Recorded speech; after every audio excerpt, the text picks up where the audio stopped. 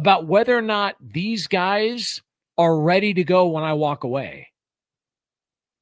Think of it if you're Joe Flacco. He doesn't need to keep playing financially. He's got a family. He's got a Super Bowl ring. He's had a really, really good career. Really good career. He knows what that world is like when it comes to the veteran quarterback and the new guy coming in. He was there when Lamar Jackson came in. He's the guy who got benched midseason so Lamar Jackson could be the starter and they could get a glimpse of the future. And what has he seen happen? Oh, nothing. Couple of MVPs later. And he's been down that road before. So he looks at this and goes, man, I know how this league is. I know what this world is like. I had a cup of coffee with the Jets. That went about as well as you could expect. I get to Cleveland. I have a hell of a year in limited time.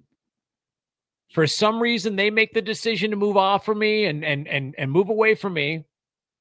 Right? Whether Deshaun Watson felt threatened the following year or whatever happened. He goes to Indianapolis. He's got to be brought in again because Anthony Richardson decides in the middle of a series, nah, I need a playoff.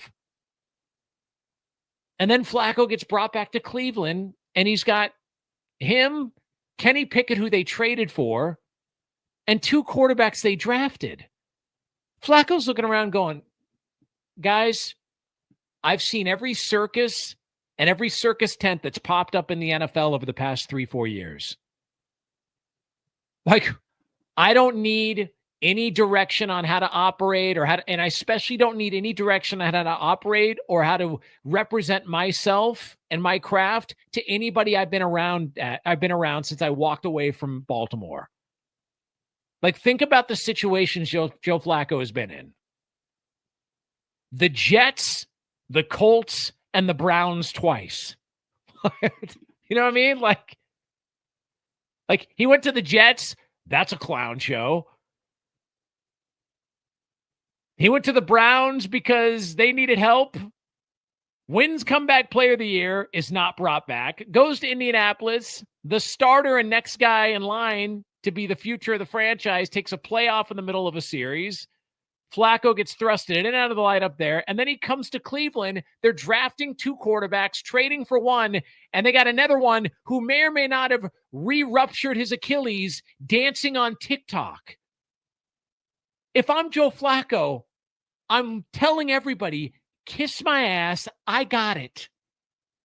I don't need direction from you. I know how to handle this, and he's handling it exactly the way he should. Jonas Knox, Fox Sports Radio, at the Jonas Knox on X, and you can get me on the Instagram page at Jonas Knox Show. Coming up next here, though, there is speaking of quarterbacks in the NFL, this guy can't catch a break. He just can't. No matter what he does, he's going to be the butt of the jokes. He's going to get all the heat, all the flack. We'll tell you who that is right here on FSR. But for all the latest from around the world of sports, ladies and gentlemen, this man should be celebrated. Yep. And if he's not, he'll kick you right in the nuts. He's the one and only. He's the magnificent one. He's Isaac Lowenkron. True on all counts. What's also true that the Chicago Cubs pitching staff right now work. 1-0 pitch. Stowers cracks that one out to center and deep. Siri is back. He looks up and it's gone. The Marlins waste no time. Kyle Stowers with a 2-run shot, and they take a 2-0 lead in the first. Miami Marlins baseball is on deck. 2-1. That kicks away from Rodriguez. Hill breaks for the plate. There will be no throw. And on a wild pitch, the Marlins walk it off again. 1-2. Conine lifts out to left field. Tommy Pham working back to the warning track. So is Sawinski. They look up and it's gone. Griffin Conine to left center. And we're tied at 2 in the 7th. Marlins on deck. Brought to you by ADT, the official smart security partner of the Miami Marlins and Norwegian Cruise Line. Experience more at sea. Let's head out to the ballpark. Here's your host, Steven Strong.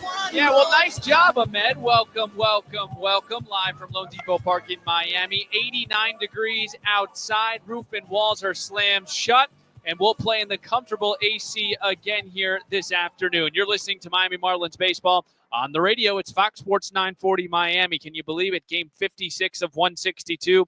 And the final game here in the month of May will be played this afternoon as the Marlins will look to return serve after being shut out last night by the Giants 2-0. Their man on the mound may have found or solved the final puzzle piece in his very young career, and it's called consistency. The last 4 outings for Edward Cabrera, a 2.53 ERA this month, as Marlins fans convinced. We bring you game 2 of a 3-game set between the 32-25 San Francisco Giants and your 22-33 Miami Marlins. Aging like fine wine, Robbie Ray, southpaw at age 33, is 7-0 with a 2.56 ERA and has a legit chance to win an NL Cy Young if he keeps pace. And the aforementioned Cabrera will toe the rubber to make his 9th start for Clayton McCullough's Miami Marlins. First pitch today, slated for 4:10 right here on the Marlins Radio Network.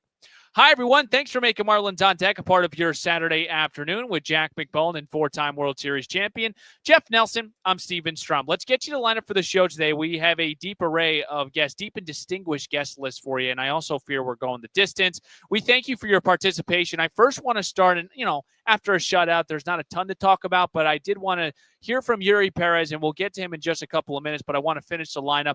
Dave Fleming, who's in year 23 with the San Francisco Giants, one of the radio voices for the Giants, will join the program to preview Game 2 and also has some ties to the Miami Marlins organization. We'll reveal that in a couple of minutes. We'll get you out of the count with Cabrera and Ray. Jack and Nelly will jump in for some back and forth, our Expo question of today at Marlins Radio and Steve's guarantee to victory. So we start here with Yuri Perez, who, again, missed the entire 2024 with Tommy John surgery. He pitched his 7th rehab appearance on Wednesday with AAA Jacksonville.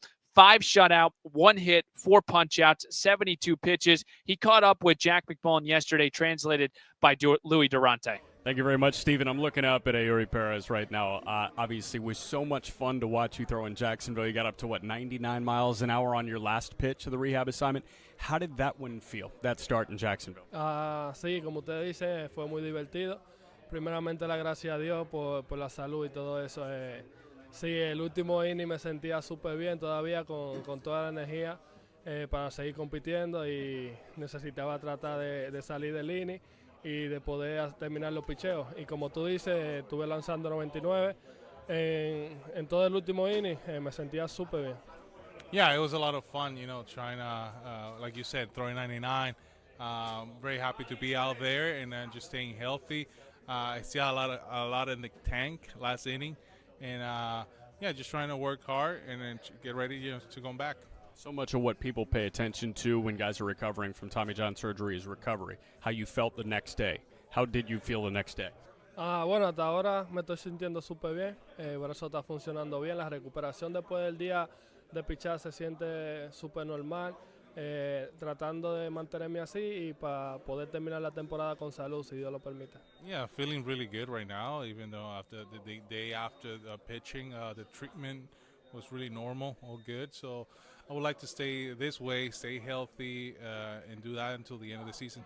Were there any pitches for you in your arsenal that you felt like were lagging behind a little bit? Like obviously the fastball would be quick to come back, but anything else within the arsenal? No, estamos trabajando con los picheos rompientes en tratar de aumentar la velocidad y coger la confianza de nuevo con ese picheo. Y solo eso, estamos trabajando en la velocidad con el picheo rompiente, no en la rotación ni nada de eso.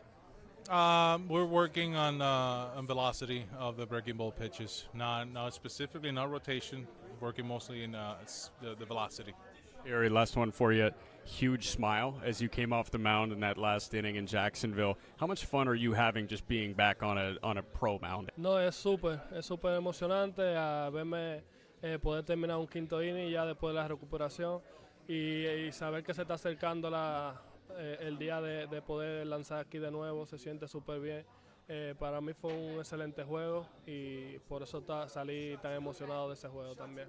Yeah, the emotion is beautiful, right? I feel great just being out there and just being able to go beyond the 5th inning. So it was exciting, just having that feeling of knowing that it's so close, that return is so close for me. So looking forward to do that. Yuri, you are the man. Thank you very much. Thank you, thank you. Steven. All right, how about that? Nice spot right there with Yuri Perez, who continues to rehab for the Miami Marlins. Again, missed the entire 2024 season with Tommy John.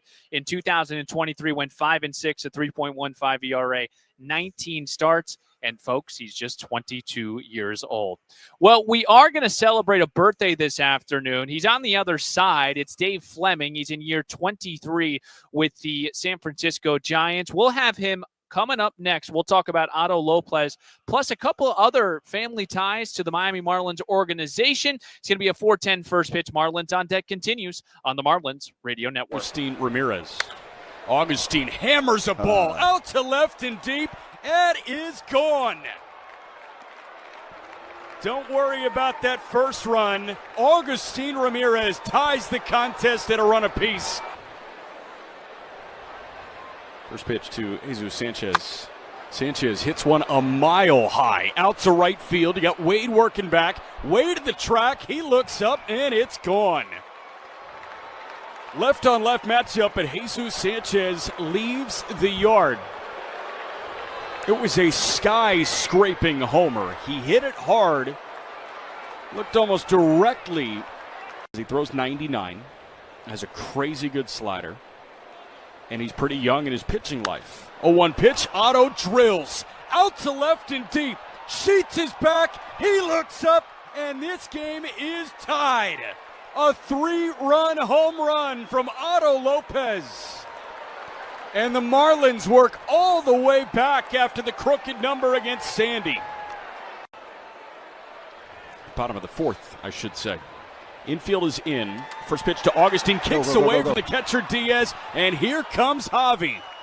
He scores standing up without a throw. Jason Adam, the right-handed reliever, his first pitch of his outing was a yanked and spiked slider. And on a wild pitch, the Marlins take a 7-6 lead here in the top of the seventh. Cutter, depending on the day. So most of the times it was my slider, and I just let it rip. First pitch to Augustine. He lines one into center, and that drops in for a base hit. It's going to give the Fish the lead. A 2-run single as Augustine shimmies over at first base. He plates Norby from third and Sanchez from second. A first pitch ambush. And a soft liner does the job. This top. Welcome back here on Marlins on Deck as the Marlins look to return serve here in the middle game. 4:10 first pitch. Steven Strom, Dave Fleming. First of all, happy birthday. Thank you. 21. Yeah. What are you? Any plans tonight? I have no set plans, but Miami, that's probably a pretty good town for a birthday, right? Yeah, might have to do that. How is Robbie Ray still doing this at his age in season 11? Yeah, I give him a lot of credit. He came into the season determined to throw strikes. If you look at Robbie's stats over his career, I mean, he's had a really good career. There have been a lot of times where he's struggled to throw strikes. When he's throwing strikes, he's really good. He's got an ultimate high-spin fastball. His fastball's a great weapon. And, a cool thing, in the offseason, he FaceTimed with Tarek Skubal. They had a mutual friend. They didn't know each other, and Skubal taught him his changeup. So you'll see Robbie Ray's changeup today. It's been a difference maker for him against right-handed hitters in particular. It's a new pitch, and Skubal taught it to him. He'll see a ton of righties tonight. He'll go opposite Edward Cabrera. A lot of family ties with this San Francisco team and the Miami Marlins. Let's start with Otto Lopez, who I know was traded from Toronto to San Francisco, played in AAA, but now the Marlins got him off of waivers, and he's settled into a career. What can you tell us about Otto back in San Fran? Yeah, we liked him and deliberately targeted him, and probably if you asked us to inject some truth serum, probably screwed it up with him, because there was some roster maneuvering before the year, and we needed a spot, and I don't know if they thought, hey, maybe we can sneak him through waivers and keep him in the – they did not want to lose him. They liked him. He had a really good spring training, and you watch him play now, and you think, gosh, that's a guy you'd want on your team. So I'm glad he's having success. He's a talented young man. He's playing shortstop again, was playing second base for the majority. X is going to go back to second, and Otto Lopez will play short. Sam Madricohen, a lot of good memories with him. I'd love for you to share some stories about your relationship. Yeah, so Sam, it seems to me, has become a big part of your franchise now, running a lot of the analytical stuff. I've known Sam since he was a teenager. He grew up in San Francisco, went to Urban High School, real near my house. Sam was a bat boy on the visiting side at Oracle Park. When he was a high school kid, he would finish his school day and come down to the park, and then in the summertime he was a full-time bat boy. And I always thought, like, look, there are a lot of smart, analytical people in the game right now. Not many of them put on a uniform and washed uniforms when they were 17 years old. And I do think for Sam, as smart as he is, that understanding of how players interact with one another, how the clubhouse works, has really helped him in his career. So I'm always rooting for Sam. I'm one of his biggest fans. I know we've only seen him for one game, but what have your initial impressions been? I know, again, it was a 2-0 loss, but of the Miami Marlins when prepping for them. Well, I think that, there's some building blocks here that you can get excited about. Kyle Stowers looks like a real player to me. Like, I watch him and go, man, he'd look good in a Giants uniform. Kyle can be a middle-of-the-order kind of hitter, I think, on a really good team. Your young catcher, DH, Ramirez, looks like a good player. To me, when you're at the point where the Marlins are, you're looking to find, like, can we come out of a season with even just 2 or 3 players that we think those guys have a chance to be a big part of our future? That's what I see with the Marlins. We have no birthday present for you, but I'll give you another handshake. Again, thank you for the time. We really appreciate it. Dave Fleming in season 23, did you say? 23rd year. Oh, God. See, I'm unbelievable. You're doing a great job, though. We'll break here. We will get you ahead of the count with Edward Cabrera and Robbie Ray. That's next, 4:10 first pitch, middle game on the Marlins Radio Network. Oh, no. Stomach issues again? Stomach issues? Who are you? Your pancreas. I could be the... Yeah, I mean, baseball happens to you, man. But he looks like he's ready to go today. 0-1. Stowers with a ground ball up the middle and throw for a base hit. He'll plate the first run of the game. Welcome home. Sanchez around third. He scores from second. Wagaman goes first to third and gives Kyle Stowers a round of applause. An RBI single for Kyle back in San Diego, and it's 1-0 Marlins in the top of the first round right away. 109 miles an hour off the bat. Liam Hicks spanks one through the left side of the infield for a base hit. It was a vacated left side. Stowers trying to go first to third. Throw going to third. Not in time. Hicks follows, goes to second, and the throw not in time there. 2-pitch.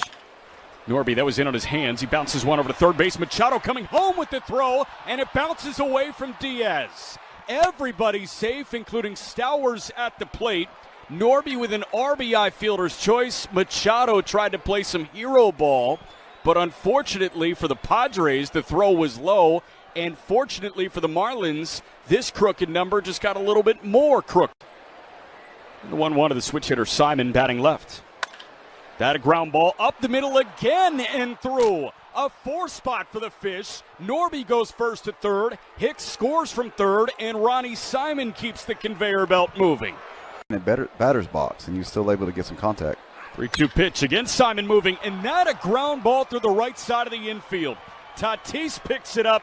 He makes it a 5 spot in the first inning. It's the first major league hit and major league RBI for Victor Mesa Jr. Not around. Through, not around. I like that. 0-1 pitch. Sinoha lifts that one high in the air out to right field. Fernando Tatis gearing up for a throw home. He makes the catch. The throw coming home. To Marlins on Deck with Steven Strom on the Marlins Radio Network. Well, we tell you this every single show. Download the iHeartRadio app and make Fox Sports 940 your top preset to listen to every Marlins game, Marlins on Deck, Marlins post game. Steven Strom here. This is Marlins on Deck here on this Saturday afternoon. Marlins looking to punch back. They were shut out yesterday by Kyle Harrison and the San Francisco Giants 2-0. And again, Miami will send Edward Cabrera out to the hill today, who's just been fantastic in the month of May, pitching to a 2.53 ERA. I want to get you some roster moves before we get you ahead of the count. We'll start here with Xavier Edwards. He has returned from rehab and has been reinstated from the 10-day IL. He's not starting tonight. He is available off the bench.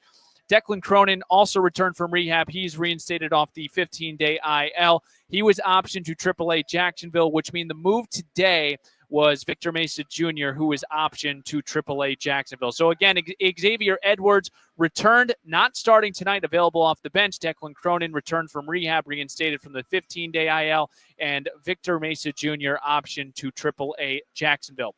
Let's get you ahead of the count. We'll start here with Robbie Ray, 33-year-old southpaw from Brentwood, Tennessee. In season 12, I guess technically I mentioned 11 because we're talking really full seasons. Second with the San Francisco Giants, 2021 Cy Young Award winner. He is off to a scintillating start, 7-0, a 2.56 ERA, 11 starts, 63 and a third. He earned the win on Sunday over the Nationals, allowing 1 run on 3 hits, 6 innings, 7 punch-outs, 6 straight quality starts for Robbie Ray. He's held opponents to 3 runs or less in all but 1 of his 11 starts. 27% K rate, league average is 22. Opponents hitting 204 against him. We heard Dave Flemings talk about this high-spin fastball. He also worked with Tarek Skubal.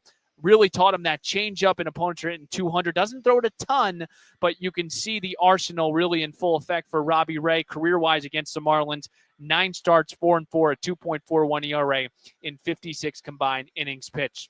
The southpaw Robbie Ray will go opposite Edward Cabrera, 27-year-old right-hander, making his 9th start of the season. He comes into the contest this afternoon with a 1-1 record, a 4.73 ERA, 8 starts, 40 combined innings pitched. He won his first game of the season on Sunday in Anaheim, 5 2/3 scoreless. 10 punch-outs. That was a season high, 18 whiffs generated. And we talked about his month of May sort of being this puzzle piece of consistency. 4 starts, 1-0, a 2.53 ERA, 21 1/3. But the big one with Cabrera, we'll talk about it the next segment. What's been the constant? It's been the walks, folks. 23 punch-outs to 5 walks in the month of May. And career-wise against the Giants, some good numbers. 2-0, a 2.08 ERA, 17 1/3, 3 starts. This has the ingredients of being an old-school Saturday afternoon pitching duel. This could be a sub-2-hour game. We shall see. Robbie Ray will go opposite Edward Cabrera. Let's break here. We will get Jeff Nelson and Jack McMullen on next. We'll talk about a plethora of things. Cabrera, Jack Winkler making his major league debut, plus more on the Marlins Radio Network. When he's on, that cutter is usually on the edge of the plate away to a righty or towards the middle. Next pitch, Ramirez lines that one to right center field. Tatis and Merrill both on the move. That splits the gap, and it bounces to the wall. Tatis' throw coming in, but Sanchez getting the windmill home. He scores from first base, and the Marlins are on the board right away. In RBI double for Agustin Ramirez, it's 1-0 Fish, 2 hitters in against Randy Vasquez. Say that to him in a moment where he's about to throw his 24th pitch. And Connor Norby charges one out to center field. That drops in front of Merrill. Another run will score, and Connor Norby stays hot. How important is it to go back to it so he can go to it maybe later in the game when he needs it? As Sanchez puts a charge into one. Out to center and deep. Merrill back. He jumps up, and it's gone. Jesus Sanchez, a line shot. 111 off the bat and 417 feet deep to straightaway center. Sanchez pounds his chest looking at the Marlins dugout, and he makes it a 3-0 game in the top of the second. Still play off that. 1-0 from Phillips. That one a ground ball over to third. Norby's got it. He goes to second for 1. On to first in time for 2. Nice. 5-4-3 takes us to the 10th.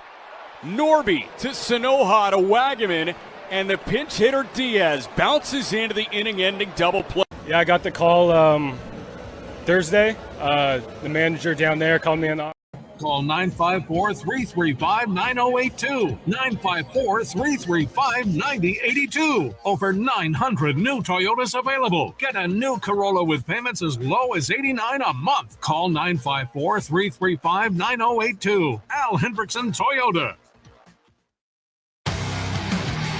Don't miss a moment of Marlins action. Download the iHeartRadio app. Make Fox Sports 940 the top preset. Then listen to every single Marlins game. Well, it's great to have you aboard on this Saturday afternoon. 4:10 first pitch, game 2, middle game of this 3-game set. Second game of this 6-game homestand for the Marlins. Steven Strom, Jack McMullen, Jeff Nelson. Those two will join me right now, actually. And we talked about Edward Cabrera just finally finding some consistency, Nelly. You've been here the last couple of years. Watching Edward Cabrera, walks have been the problem. But through this stretch of May that's seen him pitch to a 2.50 ERA, what stood out? What's been the constant that's allowed the consistency? 5 walks in those, the 21 1/3. That's pretty impressive because he's a guy that walks around 4 or 5 per 9. That's what you're looking for is consistency. It's one thing, and everybody knows he has elite stuff, but it's the mental toughness, the mental aspect that I think plays a bigger part in his consistency, and so much goes on, into that. So that's what you like to see, and I hopefully that continues, and he can finish up May strong. He's had a really good May. You mentioned the 2.53 ERA, but the most important thing to me is the walks. The walks are down, and when the walks are down, then he can compete and he can go deeper into the ballgame. I want to keep you there real quick. Is there a general marker with the pitcher, Nelly, that we can finally say, like, oh, this guy has, like, finally solved the bug of, like, not being consistent? How many starts do you need to see? Is there certain little characteristics that you try to look for? Is it just kind of a case-by-case with someone with Cabby? When you look at Cabrera, I think it's baby steps with him. I think you look at the month of May, and I think you really capitalize on that, the 4 starts that he's had, and then all of a sudden you just go a little bit forward. You could count this because this is the last month of May, so hopefully he finishes up strong. Then you start saying, okay, let's roll off a couple months in a row. Because if you look, you get a guy that has 30 starts, and 10 of them are probably not going to be great. Sure. The other 10 are going to be really good. 10 are going to be the ones that, hey, I really don't have great stuff, but I got to mentally grind through these. And that's what you like to see. But right now it's building start by start and then month to month. Right now he's thrown 4 consistent, and then you like to see that. Let's see if he can continue to do that. I think with him, it's got to be a whole year before you can say, hey, he's turned the corner. I like Nelly's model. We're going to go to position player, then back to pitcher. Jack Winkler will make his debut tonight. He will play second and bat ninth. What did you collect from your conversation this afternoon, Jack, with Jack? Yeah, I mean, cool story, right? He was a biology major at the University of San Francisco, and this guy, it was funny. I was chatting with Scott Kornberg, who's the AAA voice of the Jacksonville Jumbo Shrimp, who's actually joining us on the next road trip as we go to Tampa, Pittsburgh, and D.C. And I was talking to him, and he said, yeah, like, obviously it's a tough major. You're a bio major at a legit school in the University of San Francisco. And I just followed up with Jack Winkler. He said, I was never really focused in school. I was so focused on being a Major League Baseball player, and he has achieved that dream. And, it's something he's been dreaming about for a really long time. I think what you're getting is versatility. You're getting defensive versatility, a guy that can plug in at short, can plug in at second, can plug in really anywhere you need him to. Yep. And if you remember, he had a really good spring training. He did. Was like always he was one of those guy. names. Yeah, yes. He was always the back half of the game lineup card, quote unquote filler.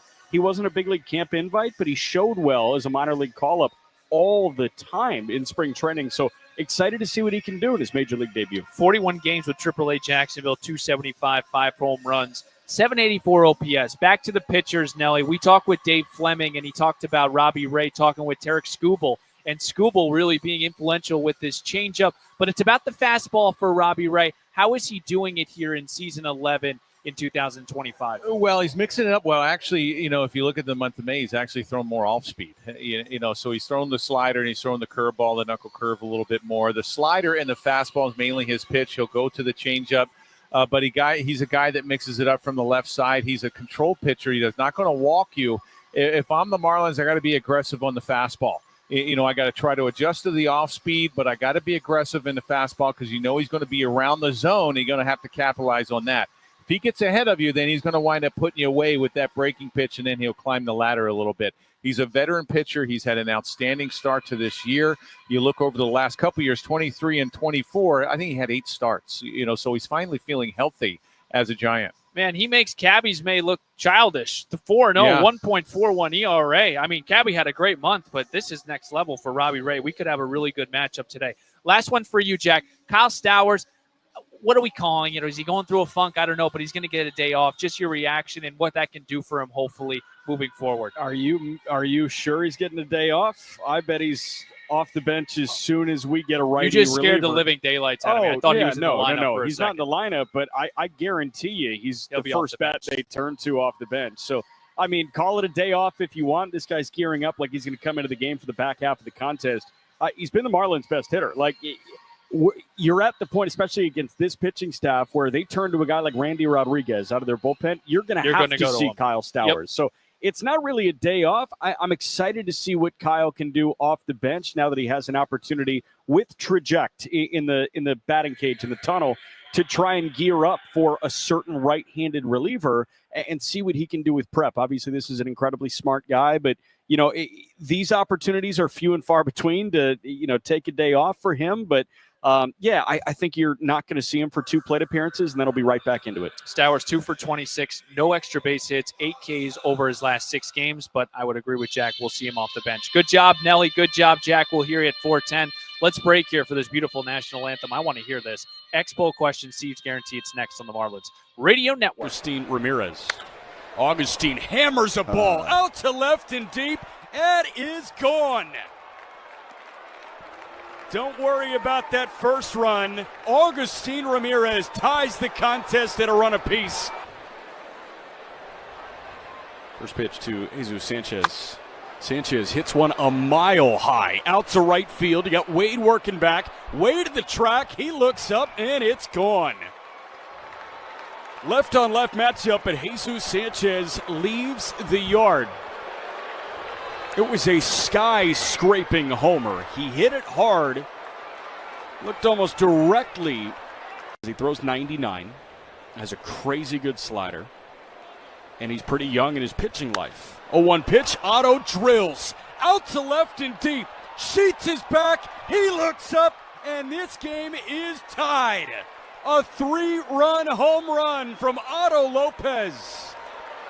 And the Marlins work all the way back after the crooked number against Sandy. Bottom of the 4th, I should say. Infield is in. First pitch to Augustine, kicks away from the catcher Diaz, and here comes Javi. He scores standing up without a throw. Jason Adam, the right-handed reliever, his first pitch of his outing was a yanked and spiked slider. And on a wild pitch, the Marlins take a 7-6 lead here in the top of the 7th. Cutter, depending on the day. So most of the times it was my slider, and I just let that. I'm just glad they have my local team live for it's root for the Marlins on FanDuel Sports Network. Marlins games, announcers, and more Marlins games. Did I mention they have the Marlins? Stream now. Off and running here on a Saturday afternoon from Lone Depot Park. Steven Strom, Marlins on deck. Thanks for making us a part of your Saturday. Hope everyone is having a fabulous start to their weekend. I know I am, with Jack McMullen and Jeff Nelson, 410 first pitch. Want to do some housekeeping really quick. We did mention it, but we like to go through it. Roster modes: Xavier Edwards returned from rehab, reinstated from the 10-day IL. Declan Cronin returned from rehab, reinstated from the 15-day IL. He's optioned to AAA Jacksonville, and Victor Mesa Jr. as well optioned to AAA Jacksonville. Jack Winkler, he will make his major league debut tonight, or this afternoon, whatever you want to say, batting ninth and playing second base. He will become the 9th Marlin to make his major league debut this season. Big thanks to Dave Fleming, as always, for jumping into the program as well. Happy birthday to him. Does a fantastic job. Always learn something when you talk to Dave. And pat on the back to Ahmed back in the studio, Fox Sports 940. Okay, enough love and lollygagging here. Let's get to our Expo question today. The last 30 home run hitter for the San Francisco Giants. I got to give credit to Jack McMullen on this one yesterday, bringing this up. Who was it? Make sure to vote at Marlins Radio. It is time for Steve's Guarantee. Batter up. Batter up. Let's play some ball. First pitch is moments away. Time now for Steve's Guarantees. You got to go with Cabby. It's been the Cabby show this month. I think he goes 5 innings, less than 2 runs, 10 runs in the last 6 games for the San Francisco Giants offense. And Cabby's coming off a season high 12 punchies. The Giants have scored 4 runs or fewer in 12 consecutive games. They have not scored less than 4 runs in 13 consecutive games since 1988. That's what the history is up against for the San Francisco Giants. I like Cabot again to go 5 innings, less than 2 runs. This could, again, be a really old-school, traditional, purist dream, sub-2-hour game type thing on this Saturday afternoon with Robbie Ray and Edward Cabrera. We shall see. Folks, I hope you got the hits for first pitch, because when we come back, Jack McMullen paints a picture. Jeff Nelson, he's ready to rock. Starting lineups in first pitch is right around the corner. Thanks for tuning in to the Marlins On Deck pregame show. I'm Steven Strom. Let's flip the M together, Miami. Marlins baseball. It's next on the Marlins Radio Network. William is one of millions of